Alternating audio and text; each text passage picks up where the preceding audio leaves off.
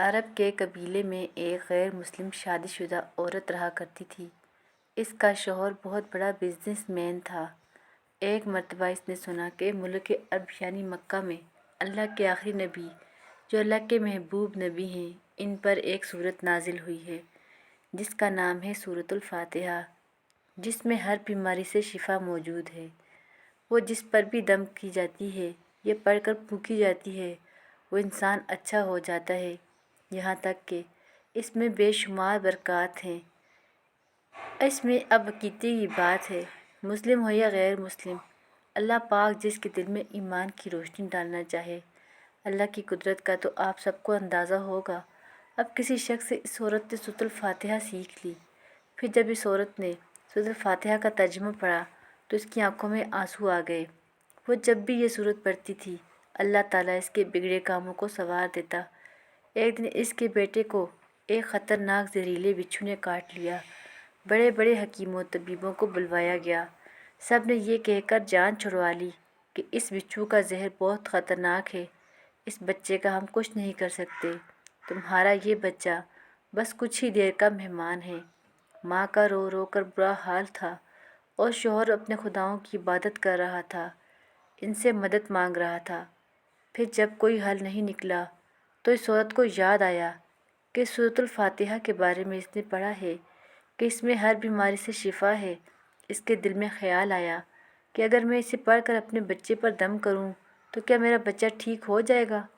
کیونکہ اللہ تعالیٰ نے اس عورت کو ایمان کی طرف لانا تھا، اس کے دل میں اسلام کی محبت مزید پیدا کرنی تھی، تو اس کی زبان میں تاثیر دے دی۔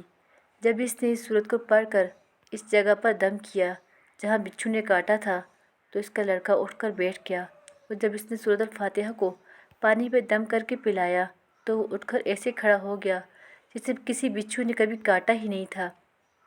اس کا شوہر دوڑتا ہوا اس کے پاس آیا اور کہنے لگا، کسی طبیب نے اور کسی حکیم نے اسے ٹھیک نہیں کیا، تو تم نے ایسا کیا عمل کیا جو یہ بچہ ٹھیک ہو گیا؟ اس نے کہا، کچھ بھی تو نہیں، بس ایک سورہ ہے جو ہر بیماری کو ٹھیک کر دیتی ہے، بس وہ مجھے یاد تھی، میں نے پڑھ کر اپنے بچے پر دم کیا اور اس کا پانی پلایا تو دیکھو کیسے ٹھیک ہو گیا ہمارا بچہ۔ اس کا شوہر بجائے خوش ہونے کے اس سے ناراض ہو گیا کہ یہ تم نے کیا جادو ٹونے کر رہی ہو۔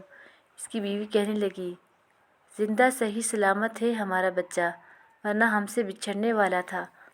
اس نے کچھ نہ سنا اور اپنی بیوی کو ڈانٹنے لگا کیونکہ اسے اسلام سے نفرت تھی۔ جب اس کی بیوی یہی عمل کرنے لگی تو اس کو اپنی بیوی سے بھی نفرت ہو گئی۔ اب اس نے اس پر ظلم کرنا شروع کر دیا، ہر روز اس کو مارتا پیٹتا اور کہتا کہ اب میں نے تیرے منہ سے یہ سورت سنی تو یاد رکھنا، تیری کھال کھینچ لوں گا۔ اس کو اللہ کے کلام پر بالکل یقین نہیں تھا، جبکہ اس کی بیوی کو اللہ کے کلام پر یقین ہو گیا۔ اب اس عورت کو اللہ تعالیٰ نے کسی طرح مدد کی کہ یہ بھی بڑا ایمان افروز ہے۔ اس عورت کا شوہر جب گھر سے کام کرنے کے لیے نکلتے وقت جب اس نے اپنا جوتا پہنا تو اس میں وہی بچھو موجود تھا جس نے اس کے بیٹے کو کاٹا تھا۔ اس کے ڈنگ سے وہ بچ تو گیا مگر خود نہ بچ سکا۔